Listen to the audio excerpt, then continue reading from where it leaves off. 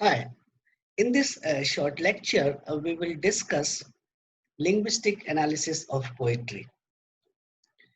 This lecture will be beneficial for the students who are studying literature and they face problem that how to do linguistic analysis. Also, this lecture will be helpful for linguistic students and they will learn how they can apply their linguistic knowledge to literature. The title of this lecture is Critical Linguistic Analysis of Poetry. Now, what is critical linguistic analysis? Critical linguistic analysis falls under critical discourse analysis. The word critical means close and careful reading, whereas discourse can be any symbolic human interaction, either verbal or non-verbal. So as we can see that critical discourse analysis is broad, but when we use the term critical linguistic analysis, then our focus is a bit narrow because we are focusing on linguistic aspects. And when we are focusing on linguistic aspects, then it can be it can be called critical linguistics or it can be called critical linguistic analysis. Now let's see how we can do a critical linguistic analysis of a poem. Now here I have selected one poem titled Virtue, written by George Herbert. Virtue is a didactic poem which teaches us that virtue is supreme and everlasting. This poem is the finest example of metaphysical poetry, exemplifying a blending of thought and feeling, metaphysical concentration, unification of sensibility, and learnedness. To start with, in this poem, we have four stanzas, and in one stanza, there are 4 lines. So overall, there are 16 lines in this short poem. Now, as you can see, that certain words are highlighted red in this poem. In stanza 1, there is a word bridal, another word sky, then thy, thou. In stanzas 2, angry and thou. In stanza 3, days, music, ye. Stanza 4, only and virtuous. Why these words are highlighted red? These words actually throw some light on the historical development of the English language. Certain spellings are obsolete. Which are they? For example, the title of the poem, Virtue. The modern spelling is Virtue.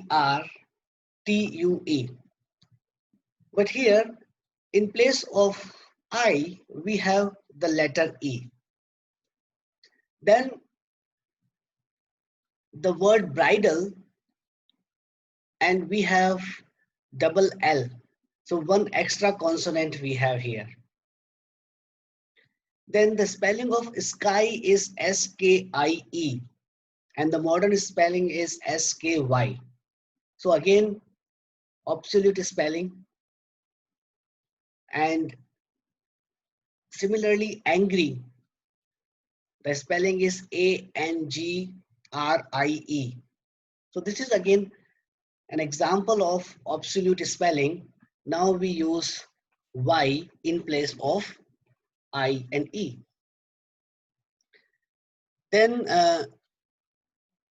we find music and there is an extra K sound, consonant sound in the end. Letter K is here. Then the spelling of only is Onely.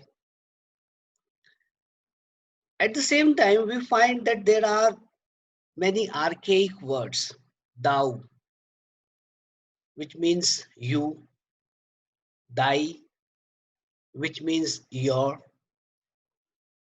then ye, which means plural of thou. So this poem also throws some light on the historical development of English. Then we have a word tonight with a hyphen. So to hyphen night. So all such things are here. And in 18th century, tonight was not one word, but it was two words, to and night. And later on in 19th century and in 20th century, it was used with with the hyphen. And later on tonight, it became one word. So this poem with with archaic words, with obsolete spelling, with hyphenated words, it also throws significant light on the historical development of the English language.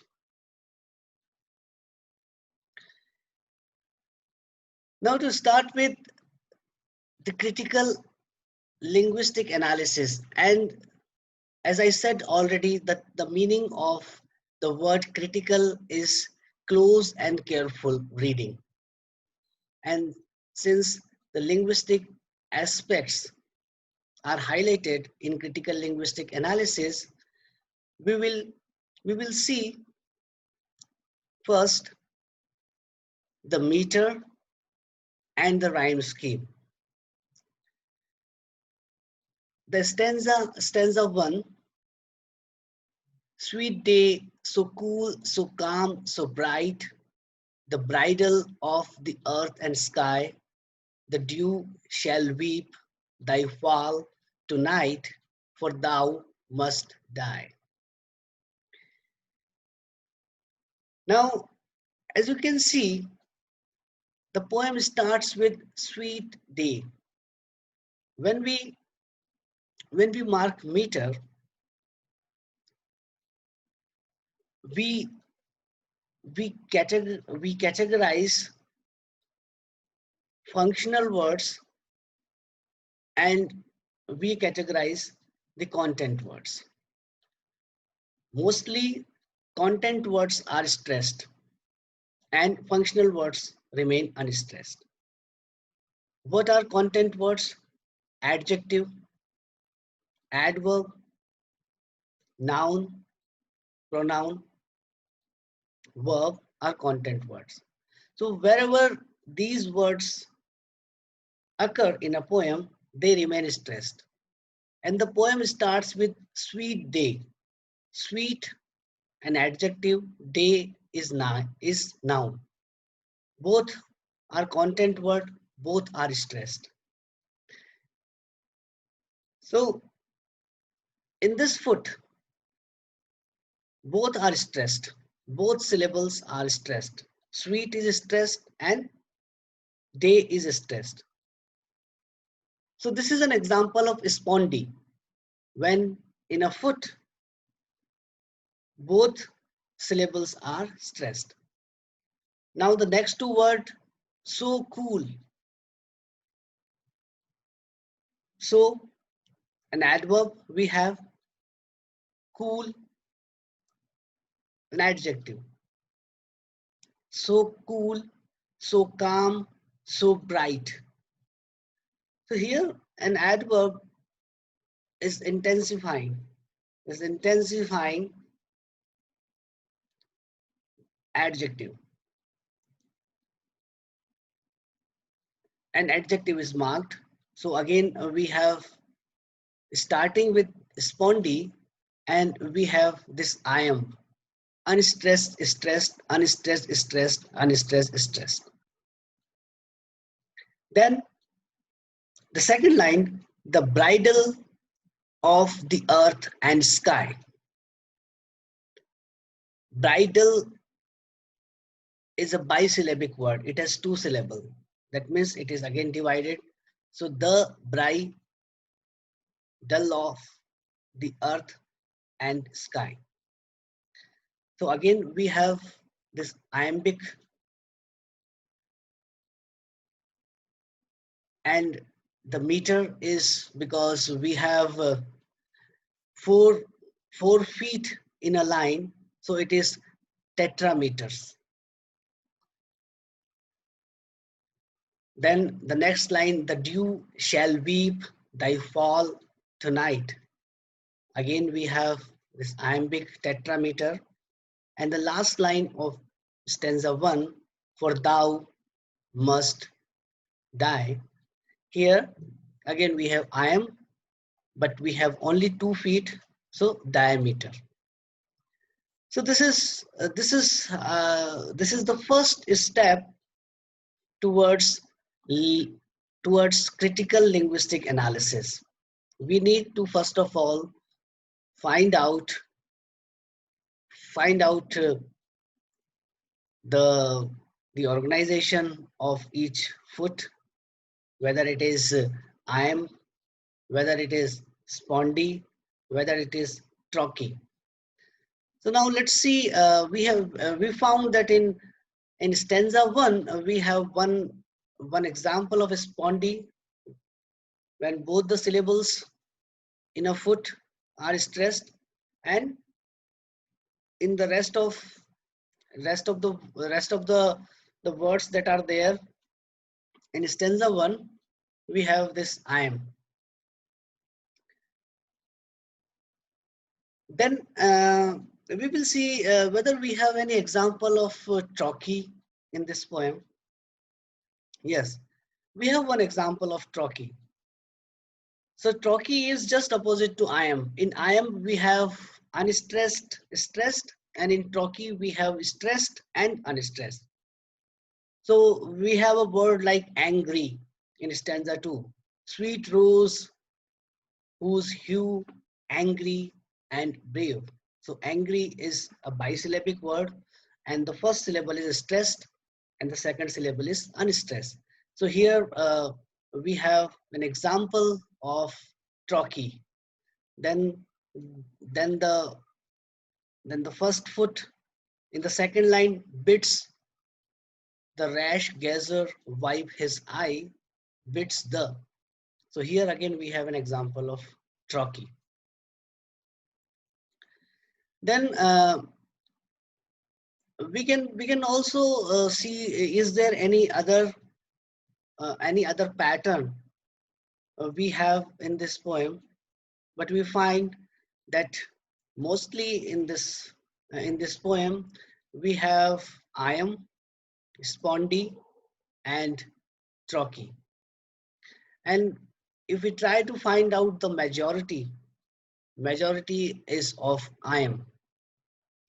So we have almost all iambs, and we have 4 to 5 spondy here and a couple of trochee.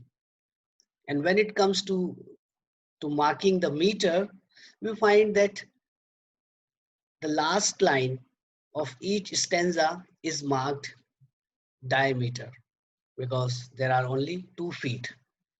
Otherwise, in the entire poem, rest of the lines, they have tetrameter, 4 feet in a line. So we can claim based on our observation. Our observation is that most of the words are iamb, and most of the lines, they are in tetrameter. So overall we can say that the poem virtue is in iambic tetrameter. So we are taking into consideration the majority that we have. At the same time, one more thing we can notice when we undertake this task of critical linguistic analysis that most of the words in this poem are monosyllabic. So there are very few words. For example, in stanza 1, there is only one word that is multisyllabic, and that is also disyllabic, that is bridal. Then in stanza 2, all the words are monosyllabic except three words which are disyllabic: angry, gazer, ever. Then when it comes to stanza 3, we have three disyllabic words and one trisyllabic word. And in stanza 4, we have four disyllabic word and one trisyllabic word. Now, when we move from stanza 1 to stanza 2, in stanza 1, there is one disyllabic, or we can say multisyllabic, one multisyllabic word. In stanza 2, we have three multisyllabic words. In stanza 3, we have four. And in stanza 4, we have five. So that means the complexity of word is also increasing when we move from stanza 1 to 4. And it is gradually increasing. So in stanza 1, if it is 1, stanza 2, it is 3, in stanza 3, it is 4, and in stanza 4, it is 5. So this is how very carefully the writer, the poet, Herbert, he has selected the words and gradually building up the complexity of the poem through the selection of multisyllabic words. This is how we initiate, this is how we work with critical linguistic analysis. We need to focus on the linguistic aspects. We need to focus on the language of the poem. To move further, we will look at each stanza very carefully. Now, this is stanza 1. I read it for you. Sweet day, so cool, so calm, so bright, the bridal of the earth and sky, the dew shall weep thy fall tonight, for thou must die. Sweet day, starting with sweet day, addressing to the day. Now what is this? This is an invocation, direct rhetorical address, personification of day, because the writer is not expecting any answer from the day. So this style is known as apostrophe. This invocation, this direct rhetorical address style is known as apostrophe. Sweet day, so cool, so calm, so bright, the bridal of the earth and sky. Now we do not find any verb here in line 1 and line 2. Sweet day, adjective and noun. So cool, so calm, so bright, adjective and adverbs. And we know why we use adjectives to describe something and why we use adverbs to intensify. So again, there is no action here. The bridal of the earth and sky. Again, this is a noun phrase, the bridal of the earth and sky. There is no action, there is no verb here.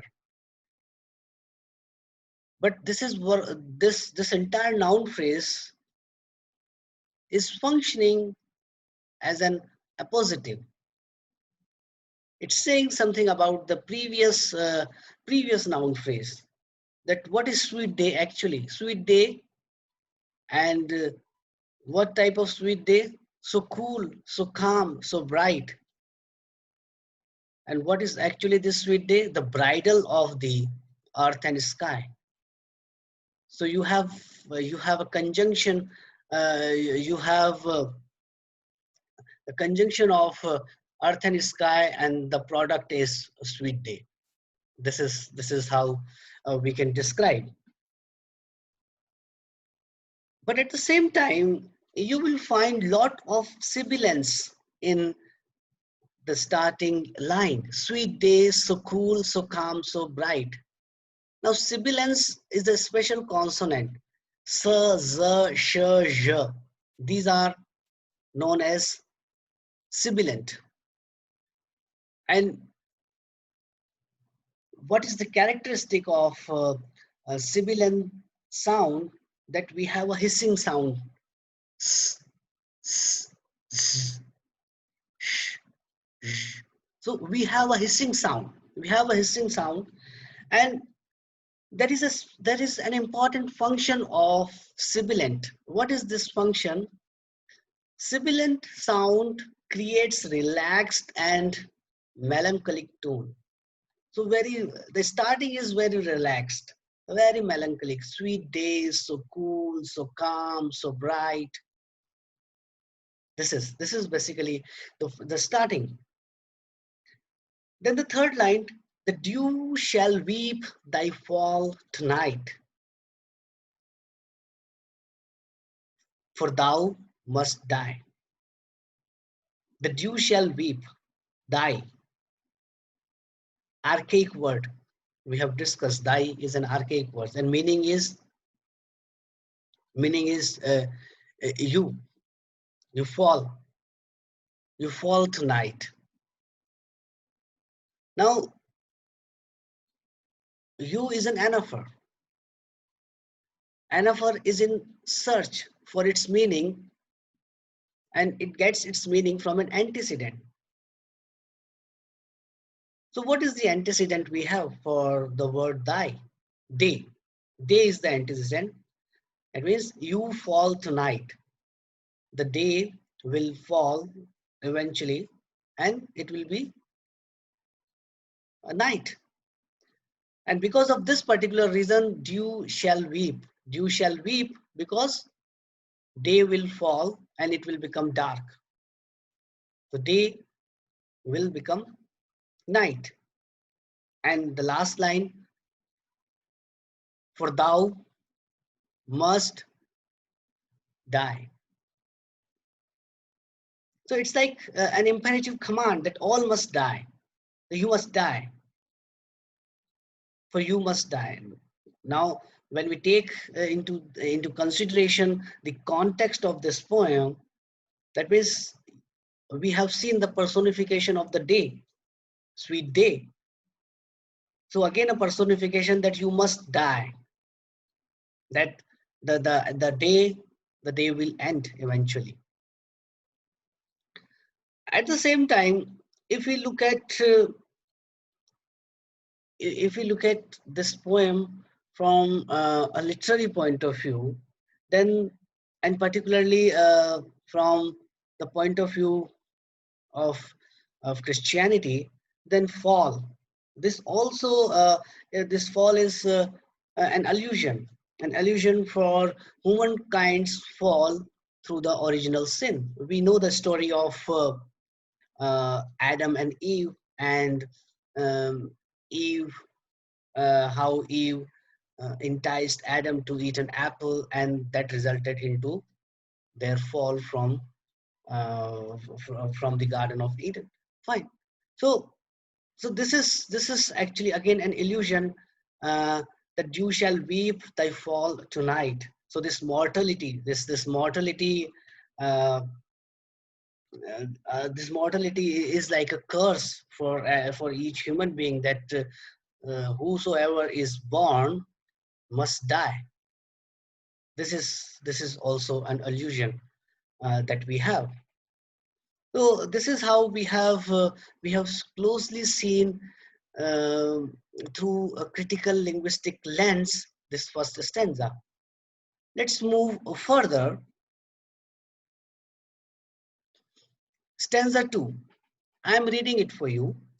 Sweet rose, whose hue angry and brave bids the rash gazer wipe his eye. Thy root is ever in its grave, and thou must die. Now again, sweet rose. Now this is again now addressing to the rose, again the personification of rose, sweet rose, whose hue, whose color angry and brave. Now, how can color be angry and brave? Now, this line reminds me Chomsky's colorless green ideas sleep furiously. This line, because an idea cannot sleep, and something that is colorless cannot be green, and even if you sleep, then you can't sleep furiously. Similarly, uh, angry and brave, color is, now the color scheme is angry and brave. So we need to, again, this angry and brave, these two words, they throw some light on the historical development of the English language, particularly the English spelling system. The meaning of gay in 16th century was happy, a gay man. That means a happy man. But now the meaning of gay is homosexual. That means the words, they are constantly changing. Their meaning is constantly changing. And when we look at this word angry, we find that in 17th century, angry signifies inflamed, like a flame. Red signifies flame. While brave signifies having a fine or splendid appearance. No doubt, a rose, a full-bloomed rose, has inflamed and splendid appearance. So here, this meaning is appropriate. But at the same time, we need to look at that these words, angry and brave, they are harsh sounds. So they are not like the previous stanza, a sibilant sound, like melancholic, soft. That is not the case. So these harsh sounds and their meanings of these words contradict with the relaxed, melancholy tone of the poem. Then the second line, bids the rash gazer wipe his eye. Now bids, plosives like b, d, these are plosive sounds. They are harsh to ears. At the same time, we also notice that with bids, again, there is a break in the iambic meter, and there is, and it switches to trochaic. So this is again a change, like change uh, of thought through through through plosive sounds. At the same time, the change of meter as well, we have noticed here. So sweet rose, whose hue angry and brave, bids the rash gazer wipe his eye. Rash, you do something rashly. So someone who is gazing gazing a rose, and not ordinary rose, but inflamed and splendid uh, appearance type rose, then obviously uh, the person will be dazzled, like eyes will be dazzled, and the person needs to wipe his eyes because of this sudden gaze. Now we have an image of an image of a rose, and a rose whose color is angry and brave, inflamed and splendid. But again, thy root is ever in the grave, in its grave. So again, like a life and death. Where is life? Above earth. And where is death? Below earth. So again, in this one line, thy root is ever in its grave. The element of life and death are entwined very beautifully. And the last line, and thou must die. Again, abrupt ending with monosyllabic words, and it's like an imperative command that all must die. And here again, the personification, we know personification of rose. Then rose, you must die. How splendid or angry you are now, but the end result is that you must die. Now we move to stanza 3.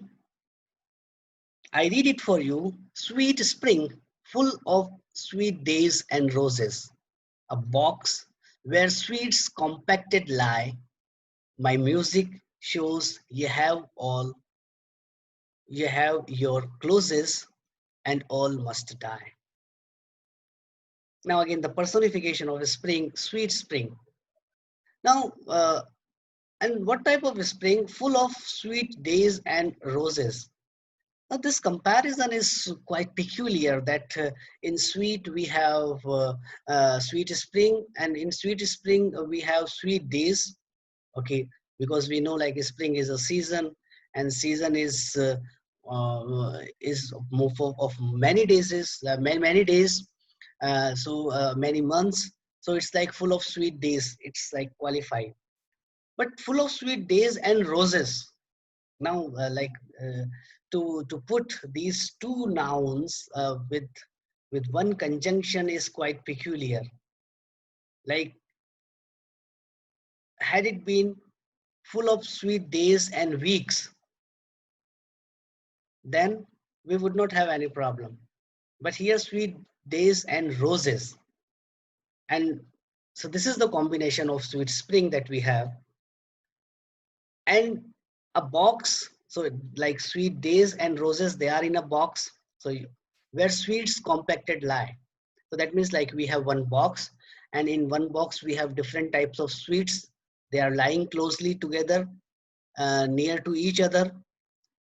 So this is how in that, like sweet spring is like a box we have, and box is also an image of let's say image of death that we have.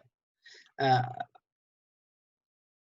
so we are boxed, and once we are not alive, then we are boxed, and we are put into the grave. That image that we have. So it's like everything that is sweet, that is spring or days or roses, that will eventually die. Now the third line, my music show ye all have closes. Now ye, the meaning of ye is the plural of thou. That means you. My music shows. Now music is this poem, this verse. So this poem is an indication that sweet day, sweet spring, sweet rose, all have your closes. That means all will die. And the last line indicates it very powerfully, again with an abrupt ending with monosyllabic word, and all must die. Again, like an imperative command, you have that all must die. So all such things that are there in this world, they'll die. So this is up to stanza 3. Now let's move from the stanza 3 to stanza 4. Now this is the stanza 4, last stanza. Only a sweet and virtuous soul, like seasoned timber, never gives. But though the whole world turn to coal, then chiefly lives. When you compare the previous 3 stanza, they start with sweet day, sweet rose, sweet spring. And what is the end result? Though they are sweet, but they will eventually die. And here the starting is only a sweet and virtuous soul. So there is a change of thought. So antithetical expression we have that is different from the previous 3 stanza. And like what type of soul we have, like a sweet and virtuous soul. So it's not like a sweet spring, it's not like sweet rose, it's not like sweet day, but it is sweet and virtuous. Like seasoned timber, like seasoned timber. So again, a constructed soul. It's not like a natural soul that we have, a constructed soul. And how it is constructed? I think it is constructed through practicing Christianity, practicing religion. Um Christianity in terms of like the message that George Herbert wants to give his audience, and religion in general, if we want to understand that only a sweet and virtuous soul, So spiritual, like spiritual feeling, like sweet and virtuous. This combination is like the spiritual soul that we have. Like seasoned timber never gives. Now never gives, again, it's an example of ellipsis we have.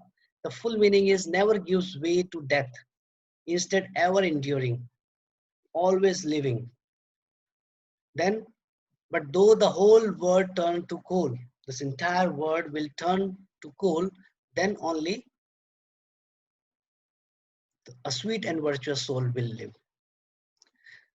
So what we have done now, we have we have very critically and linguistically tried to find out the language elements in this poem, in this four stanza that we have. Now, but this is not the end. This is like a starter before the main course. So now we will look at more into the linguistic aspects in this poem.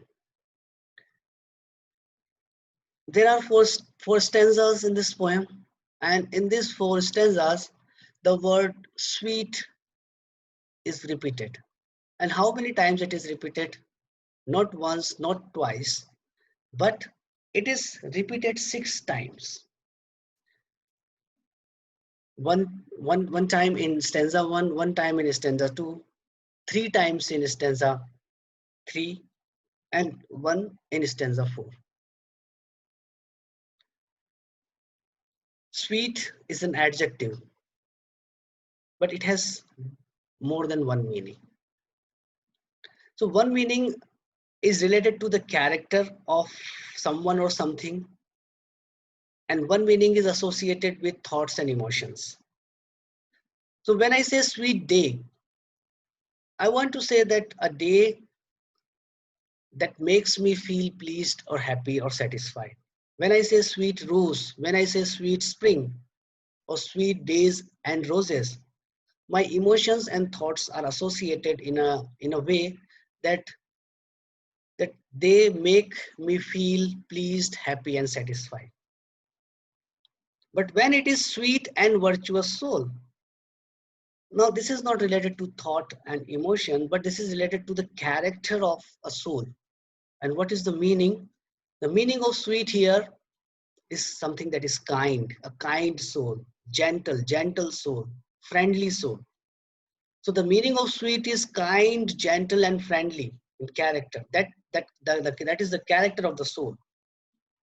So here we have, though sweet as an adjective is associated with day, rose, and spring, and sweet as an adjective is associated with soul, but here we have a difference of meaning. And this is again a linguistic aspect of homonym, that a word that is sound or spelled same but has different meaning. So this is an example of homonymy that we have. At the same time, in third stanza, line 2, we have sweets. Now S, a box where sweets compacted lie. Now we know that where do we use this inflection letter S when it is a noun, when we make singular plural. So here the meaning of the sweet is something that is sweet to the taste. So again, this sweet is a good example of homonymy that we have. Also, the grammatical category at one place is adjective and at another place it is noun that we have. So it's a fine play of words in this entire poem that we have. Let's move further. Now we also find chiaroscuro effect. Now what is chiaroscuro effect? The effect of light and darkness in the painting is known as chiaroscuro effect. But in poetry, poets also use certain words which are associated with light and darkness. For example, in stanza 1, we have day. Day is light. Bright. Bright is also light. Earth and sky. So sky we can consider like, again, there is a difference between what is sky that is not earth, what is earth that is not sky. So again, a binary opposition we have. So in the night, like the sky is dark, and in the day, sky is light, bright. And similarly, uh, when different objects are associated, so when we have the sun in the sky, then earth is also bright. And when we have stars in the sky, then earth is dark. So again, this chiaroscuro effect is associated with tonight. So night, again the dark. Die, again related to darkness. Stanza 2, hue, color. Color also, like light, like white is also a color and dark is also a color. Gazer, like when we see some color, when we perceive something, then we are the gazer. Then eye is that body part through which we perceive both lightness and darkness. When our eyes are open, then we can see light. When our eyes are closed, then we can see dark. We can't see anything, so it's everything is dark. Grave, again dark. Die, again dark. In stanza 3, spring, again when the image of spring comes, then lots of colors. Then days, again light. A box. A box, generally we have a concept of the box, that a box is something that is covered, something that is dark. So again, this darkness is there. And lie. So when we lie as a deception, like one meaning of this deception we have, that don't lie to me. And then another lie is like once you are boxed, that means once you are not alive, then you are boxed in a grave. That is again one meaning. So that is again related to darkness. Closeness, my music shows ye have your closest. So close is something again dark. Die is again dark. In the stanza 4, the word coal is again dark, and chiefly lives is again light. A very fine balance of chiaroscuro effect in this entire poem, with an imagery of lightness and darkness that we have.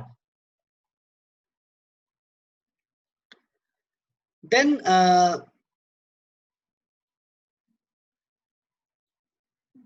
when it comes to literary theory, then Wordsworth defines poetry as the spontaneous overflow of powerful feelings. It takes its origin from emotion recollected in tranquility. This is one view of poetry, a romantic view of poetry by Wordsworth, that poetry is the spontaneous overflow of powerful feeling. So that means like once you are filled with a powerful feeling and then you write poetry, this is the meaning. Or once you recollected your thoughts in tranquility, then you write your poetry. That means poetry is something very personal thing. Poetry is something like an autobiography that you are writing. And contrary to this view, we have a view by uh, impersonal theory of poetry by T.S. Eliot, that poetry is not a turning loose of emotion, but an escape from emotion. It is not the expression of personality, but an escape from personality. That is to say that a good poem is impersonal. You are not supposed to tell your feelings and emotion in the poem. And if you do that, then it will never become a good poetry. But what we find in this poem is a fine combination of autobiographical and impersonal element that we have. So if we consider for thou must die, and thou must die, and all must die as an imperative command, not for the personified days, spring, and roses, and if it is an indication or a warning for the reader, then it is very much a personalized thing, that a writer is warning the reader. So this is something that is very near to Wordsworth definition of poetry. And if this is the case, then it doesn't qualify uh, virtue as a good poem in terms of T.S. Eliot's impersonal theory of poetry. So let's consider, like, for thou must die is for days, and thou must die is for rose. and all must die is for all this spring, rose, and day. But the third line of stanza 3, my music show ye all your closes. My music show, here again the personal element is there. My music, that means Herbert is talking about his poem, his creation. My verse shows ye have your closes. You all have your closes. So again, if we consider you all, that means days. You all means roses. You all means uh, spring. But still we have this personal element. So we find this autobiographical element and the impersonal elements are very, very, very finely blended together that we find. So this is how we have analyzed linguistically the poem Virtue, and this lecture is a sample how you can do critical linguistic analysis. So we will discuss other such important concepts related to language, literature, and linguistics in the future videos. Thank you for watching.